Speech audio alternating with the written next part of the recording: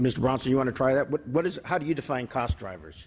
In a general sense, looking at activity-based costing, management. Yeah. Talk to me what a cost driver is. These are all the expenses that are necessary to provide a world-class education that leads to completion of degrees. Talk to me what a cost driver is. Look, a cost driver could be in building a car, it could be running this facility, it could be running your school. What is a cost driver? So what we have done in terms of building these expenditures is we have all the different costs that go in, everything from instruction, which is primarily faculty salaries and benefits, teaching assistant salaries, equipment replacement, to plant maintenance, janitorial. Okay. Cost drivers from an academic standpoint is generally associated with a particular activity.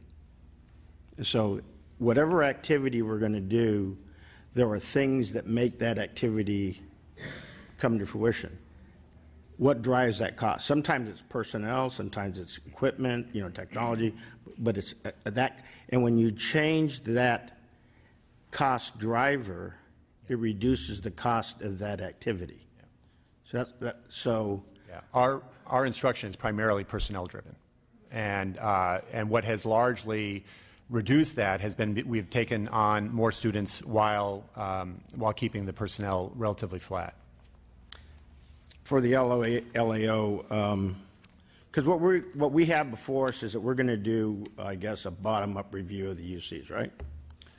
Correct. Yeah. And from your expertise, looking at bottom-up reviews and having conducted them a number of times in different positions I've held, one of the key components before you do a bottom-up review is to define your terms. So from your understanding, what are we going to be doing in this bottom-up review with cost drivers and activities? What do you think we're going to be doing? Well, as I understand it, I think the main difference of the approach that the committee wants to take this year is not just to look at the incremental increases that I think Mr. Bursom largely talked about. You want to kind of look at the entire base budget, which it is very challenging to do that sort of review. The reason why the state does incremental budgeting is it's a lot easier to sort of manage each year. Agency got what they got last year, and we're just going to look at what the change is. But as I understand, I think what you want to do is open up the entire base budget. I think what I was trying to get at in my presentation is then you want to understand what are all the costs involved, particularly in education is what I was focusing on, and looking at things like the compensation costs, faculty teaching loads, how instruction is delivered, are there other ways to deliver instruction that are more cost effective? I think those are the issues you'd want. I would suggest that maybe what we'd want to do, and I think you'd be very valuable on that before the advisory committee goes forward or before we hear discussions here, is that we need to have a really clear definition of our terms and defining a process so we understand what we're going through. I think it's clear that I just demonstrated that we have 3 different presentations that have different opinions on what a cost driver is, which is central to the whole thing we're going to be doing. So I think that'd be really good if we could do that, because there's nothing more important to us than making sure we have a great educational experience for our people, that actually it's affordable, and if we have to take care of that, we can do that. But right now, from my perspective, we're just listening to this. It's clear that we have you're telling us a lot of stuff, but it's not really getting to the issue. What we're trying to do, what Mr. Ting was talking about, is what does it actually cost to provide this service? And we got to define those terms before we go forward.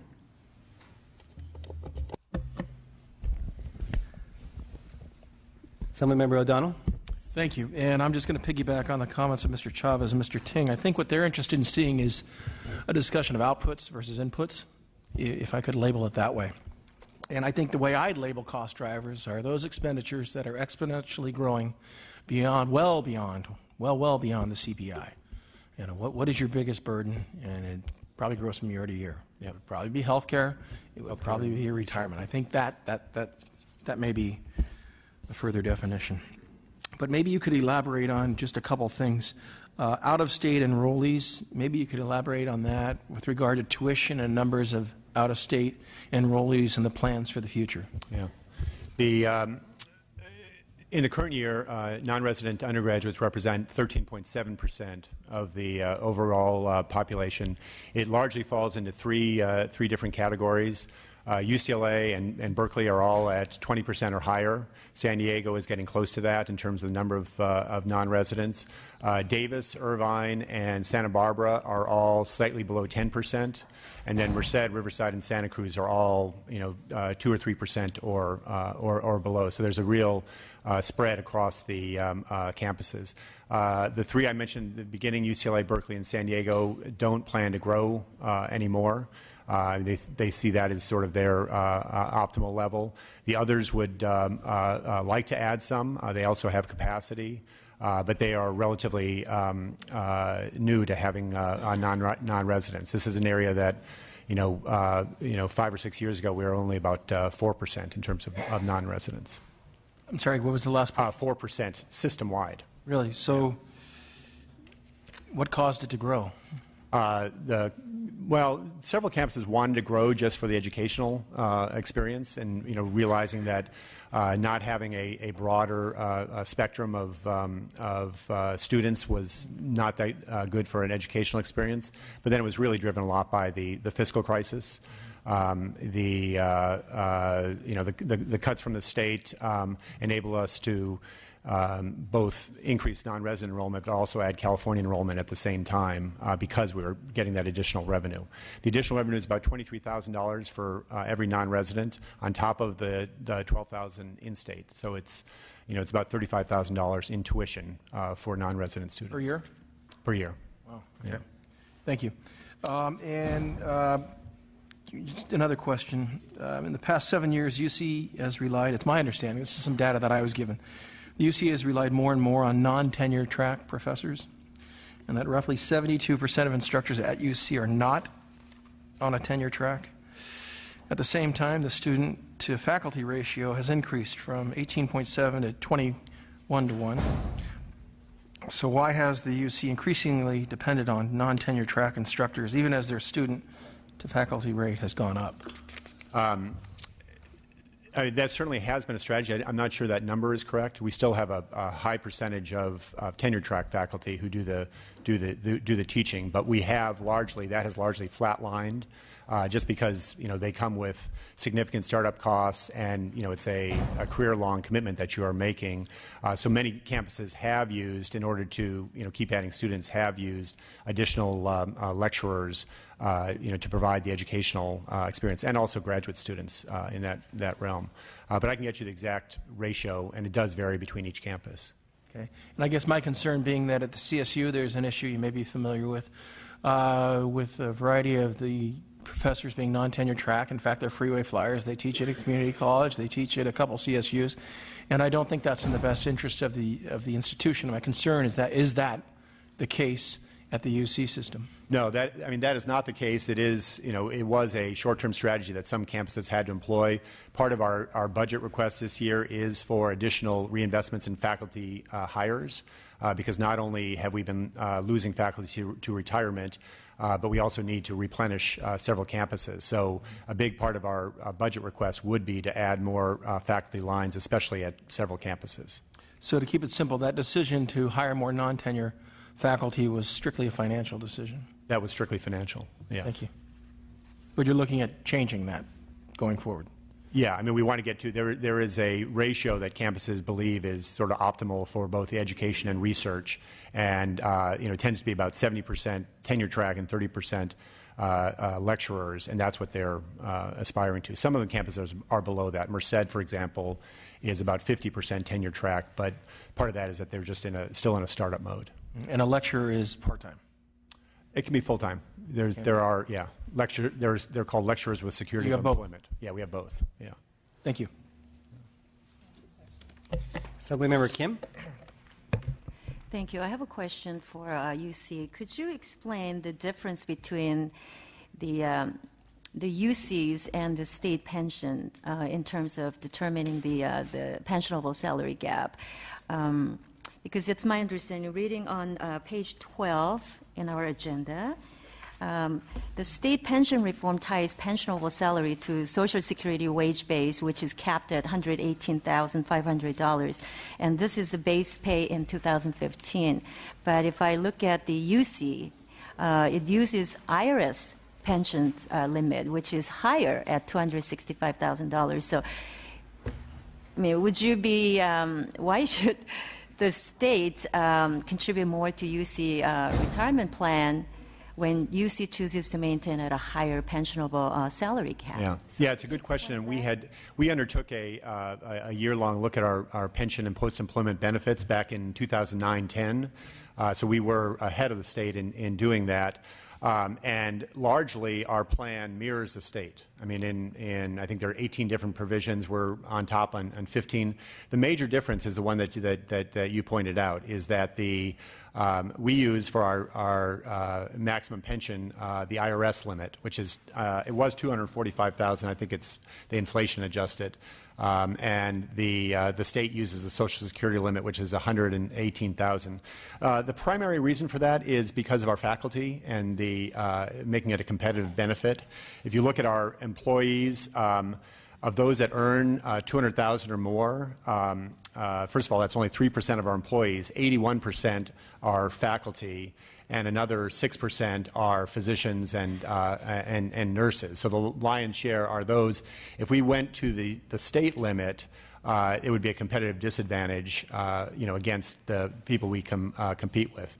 We did look at it. We did actually look at having a bifurcated system where the staff had one and faculty had another plan.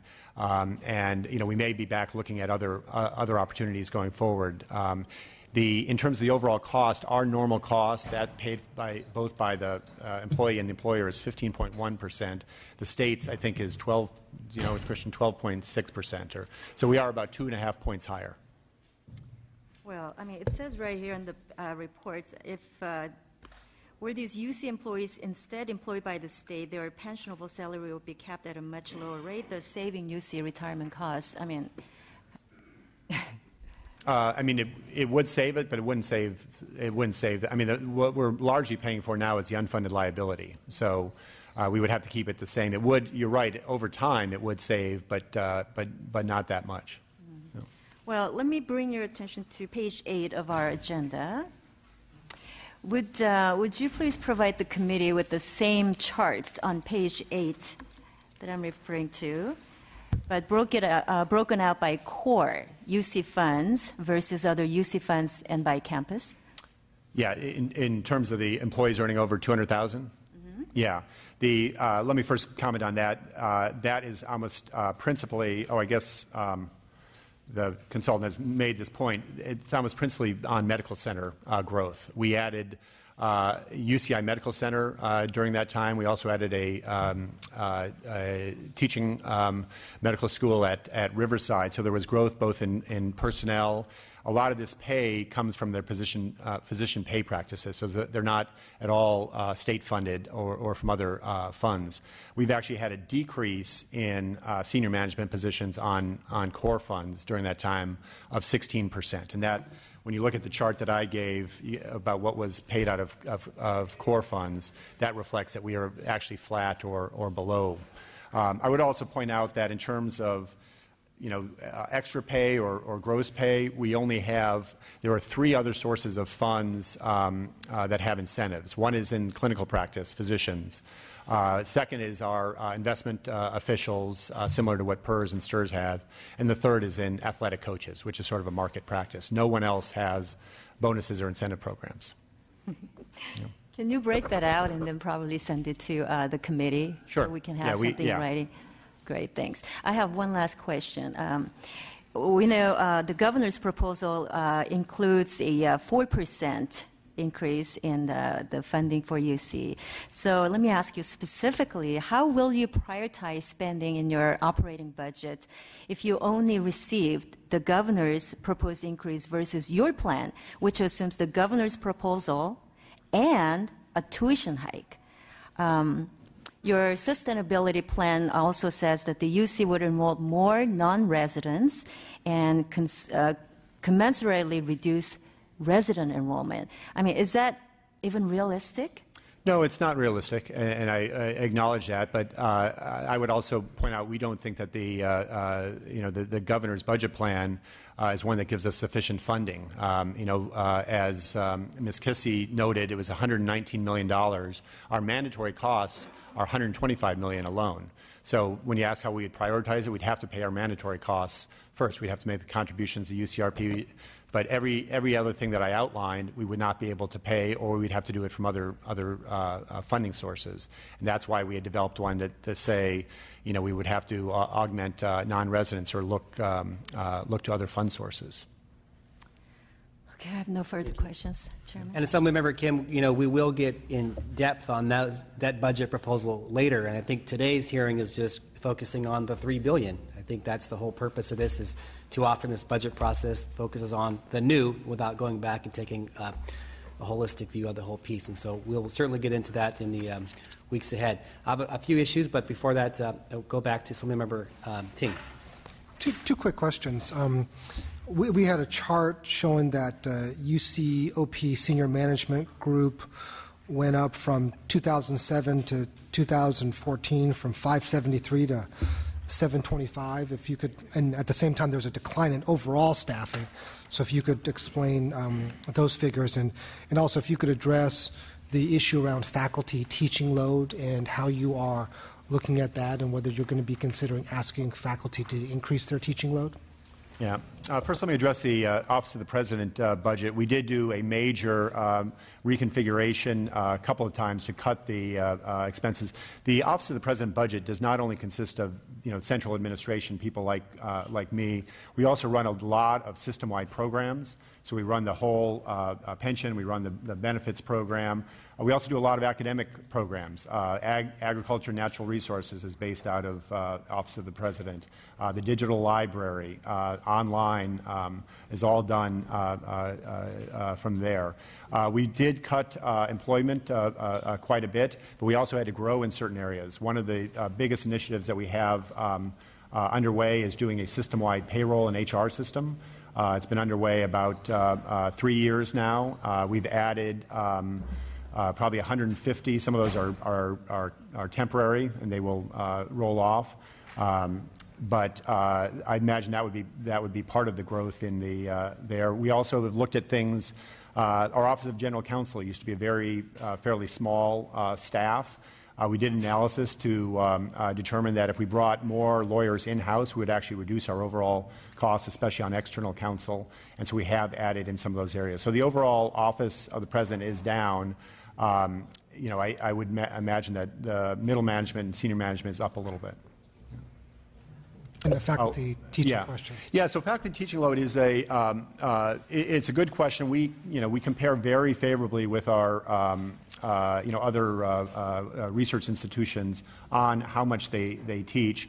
There's a wide variation between disciplines. For example, in humanities and social sciences, they have a higher teaching load than in some of the STEM fields that the LAO referenced. The number of our productivity is very high, and that's partly a good thing, partly a bad thing.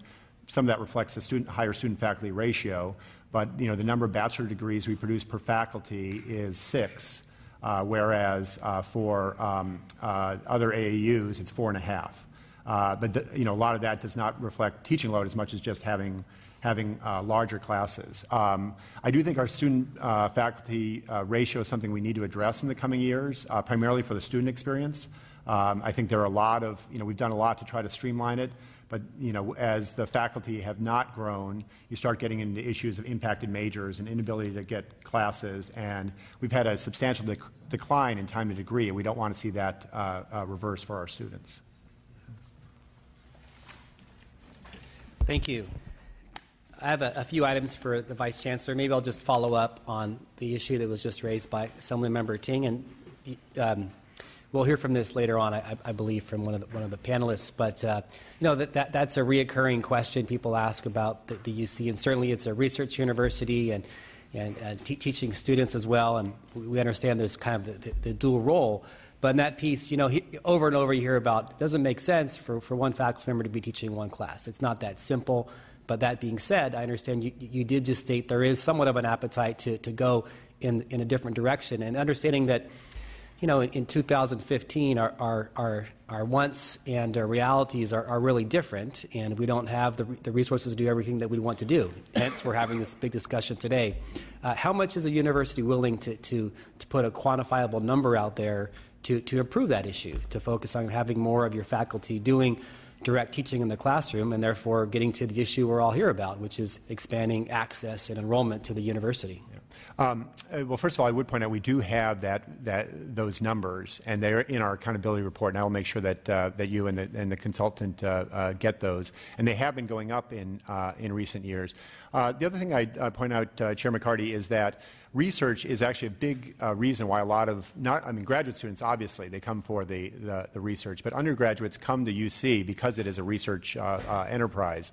60% of our undergraduates participate in some form of research while they are there, so their teaching is not confined to the classroom. Most labs have both postdocs and graduate students and undergraduates who are participating in them. Some of them get to be authors on papers or cited in papers, and that is a big part of their. So I would not. I would not divide it so clearly, because I think it is a big part of both undergraduate and graduate students' educational experience. Sure. But overall, do you think that the university will come out with a plan to increase the workload, as far as a numerical goal, whether it's 10%, 15%, X amount of percent, to try to get more faculty? I think it's something that we're going to be looking at, and it's something we're certainly looking at with the governor and his staff. It's hard to quantify because there's such variation between disciplines. And if we were to say we're going to ask faculty to teach 10% more, does that mean that they're doing 10% less research? I mean, research is not only an important part of the education, but it's also a huge part of our operating budget. I mean, it's $5.4 billion. So it's almost twice as what we get from the state. Now, a lot of that is direct and can't be spent on other things, but there is $1 billion that does support the direct operations. And so it is, it's something that we'd have to look at the trade-offs very, very carefully. I imagine that it would be done more, rather than a blanket number, it would be done more by discipline by discipline. Okay, that is something that I think this committee will be looking to dig into as the months go on. I want to move now to the issue that Member Kim raised, the pension issue, and that's an issue that we've been looking at as well, and realize it's not that simplistic, but it does seem like there is a kind of a two-tiered system in California. The masses of the state of California have a cap as far as what can they receive as a pension, and the University of California, granted, you state there's an explanation for it, is essentially double that with all other state employees. So it seems to me that somewhat of a loophole, because we've asked our state employees, including in the Cal State University system, to adhere to a certain level. And our understanding is that the numbers are quite significant as far as people that are participating in it. What page is that on again? Yeah, page 12.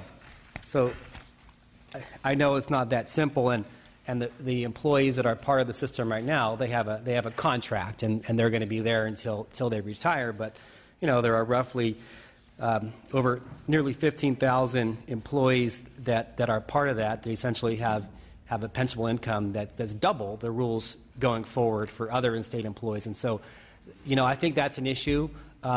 It's not that simple, but if you put that into consideration, if there was that rule, the state cap for those 14,000 plus, that's about $84 million a year annually going forward, and that's enrollment for about 8,400 students. And so, that is a significant amount of money. And realize we can't change that, but going forward, every month the university is hiring more and more people to fill faculty slots, administrative slots. Certainly, some are in the medical system, which are a bit different. I understand, but that is a real number. And certainly something that we think ought to be considered as far as looking at that. I know that you mentioned that the university was a leader in adopting a pension reform a couple years before the state plan in 2012, but this element is one glaring omission. And I think it really stands out as as Assemblymember Kim alluded to earlier. So I guess the question is this something that the university would take a look at in looking at adjusting that in a going forward basis on new hires? Yeah, I mean, it's something that the President Napolitano has asked us to look at. She wanted to know the whole history of the pension reform. The one thing I would point out is that the additional amount is split between the employer and the employee. So the employee is paying about half of that addition. I guess the one big issue is that most of those employees that you highlighted would be faculty.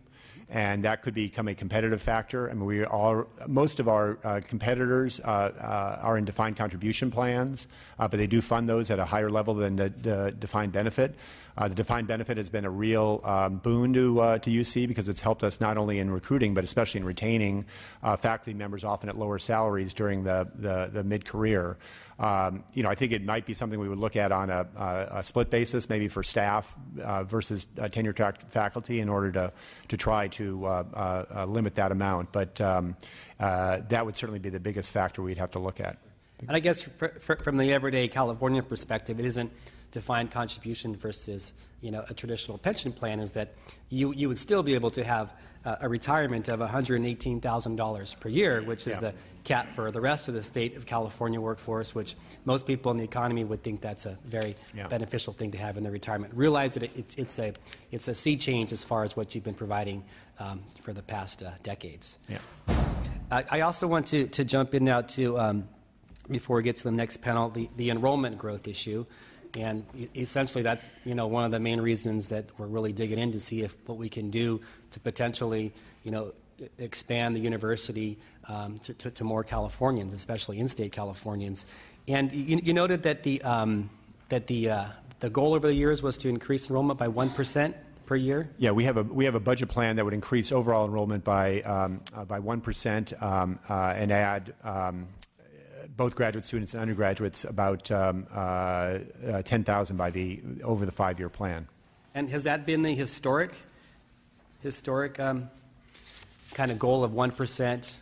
No, that's something we're actually looking at a long-range enrollment plan right now and looking at the demographic projections for. I guess it's since 2007 going forward, and that's really when we in all these. Yeah, 2007. Analysis. Since then, we've added about 27,000. A lot of those were non-resident, so we added about 8,000 in-state during that time. Okay, and with this, one point that we're going to be looking at is years ago. The state of California, through the budget every year, had a line item in there specifically for a lot of things, including enrollment growth. And now, as alluded earlier by the analysts, we give you a lump sum. Is that something the university has an opinion on? Would you like to have a line item for enrollment, or is the system now something that's more preferable? Well, there are lots of things that are not funded now that we really could use help. I mean, deferred maintenance is probably the biggest one. We used to get a per square foot of cost adjustment for deferred maintenance. We used to get both GO bonds and lease revenue bonds for new construction, and we used to get enrollment. These are all things that, again, we are funding ourselves out of as Ms. Kissy said, a 4% adjustment. All those things used to be above and beyond that. So, we certainly could use more funding in those areas, and we would dedicate it to those purposes. Okay, and then as the agenda notes, that I believe that undergrad enrollment between 2007 and 2008 and 14-15 grew by 4% total, and assuming that's the number for not quite a decade, but it wasn't 1% per year. And if you look at how much money that the general fund has given the university every year, in 2007-2008 it was nearly $3.4 billion. And then 14-15, it was $2.9 billion. But if you look by the fact that when you raise tuition, the Cal Grant award went up significantly. So the money written by General Fund of California, granted it was to different pots, one's General Fund and one's to you via tuition, is roughly the same or more. So in 2007-08, the total state support was about 3.69 billion, and then 14-15, 3.8. And so, granted, it hasn't been a significant increase, but it has been an increase. And so, why hasn't enrollment growth also been able to increase by the 1% per year over these years? Well, you can't also count our tuition against the Cal grants, because that's coming. The Cal grant goes to support the student who then pays us tuition. And so I think the best chart to look at was the one where I showed the overall core funds, which grew from $5.4 billion to $6.9 billion. But when we adjusted that for the pension, for the amount that we put into financial aid, and for inflation, we're actually down 4%. And but whether it's tuition or State of California General Fund, it's still money going to the system. Yeah, that's true. That's true. And so you have the same amount of, instructional costs and so forth. And so, you would think you'd be able to kind of right the ship and continue that the enrollment based upon money coming from the state. And intuitively, just doesn't quite add up. I mean, you can't double count financial aid coming from the state and our tuition dollars, which I think that's why I was dropping that out, because it only comes to us once as tuition, and then the state gives it to a student who gives it to us. So it's it's a pass through that does come to the university, but our overall amount doesn't grow by. I mean, I see what you're saying. You're saying just count 3.6 to 3.8. But then we would have to then only count full paying tuition, which we could do that exercise, and I think it would come out the same as just looking at our overall core funds of tuition and general fund support. Okay.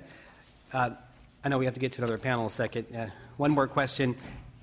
It's been alluded to, and you talked about this. The reality is the out-of-state tuition, whether they're international students or other states besides California, coming, especially the three marquee flagship campuses, UC Berkeley, UCLA, and UC San Diego. Certainly you have to go and recruit those students. So how does the university, and it's probably campus by campus, how do they pay for that recruitment efforts, and where does that money come from? Yeah, there is a recruitment. It's actually much smaller than you would think. It's we aggregated it for last year, and it was about $3 million for all out of state. I mean, that compares with nearly $30 million what we spend on outreach in California. Again, it's all non-state sources, but it is used to look at students both internationally and other spots in the country. Okay, thank you. Thank you for this panel, and we will see you soon. Next, we're going to head on to the next segment, which is the stakeholder perspectives, hearing from a student from the University of California Student Association, professor emeritus, and research director from an employee organization.